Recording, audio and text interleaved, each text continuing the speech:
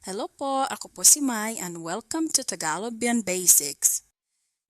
In this lesson, we'll explore the Tagalog prefix nakaka, a form that lets you describe the impact of an experience, a person, a situation, or even food, weather, and events.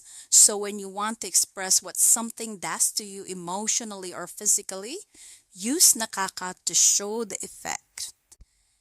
The Tagalog prefix nakaka can be used in several different ways, but in this lesson, we are focusing on how nakaka expresses emotional or sensory effects.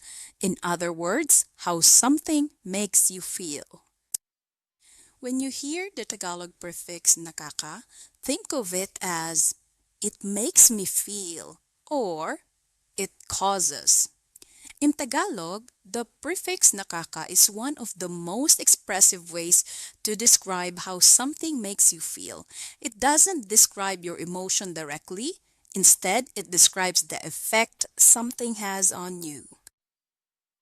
Before we dive deeper, let's look back at some of the emotion and sensory words that frequently combine with the prefix nakaka.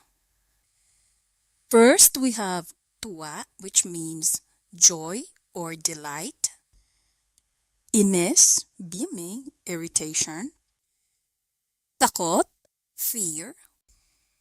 Kilig, flattery, excitement. Pagod, tiredness. Gulat, surprise. Hiya, embarrassment. Lungkot, sadness. Asar, teasing, annoyance. And busog, fullness. Now, let's look at how these words come alive when we use them to describe emotional or sensory reactions using the prefix nakaka. To form these words, we follow a simple pattern. Just attach the prefix nakaka directly to the root. Here is an example, and this is how we use it in a sentence. Nakakatuwa ang mga estudyante ko kapag nagsasalita sila ng Tagalog sa klase. My students make me happy when they speak Tagalog in class. Another example, nakakainis kapag hindi sila nakikinig sa klase.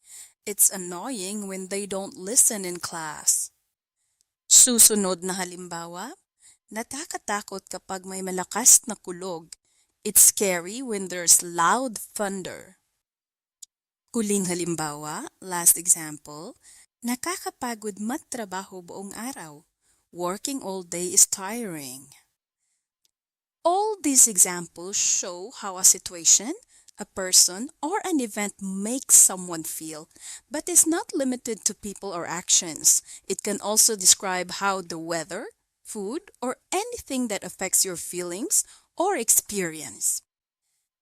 Now that you've learned what nakaka means, you can start using it whenever you want to describe the effect of something on you or anything that makes you feel something. Nakakalito pero nakakalibang mag-aral ng Tagalog, no? Sana nakakatulong ang mga aralin na ito para sa inyo.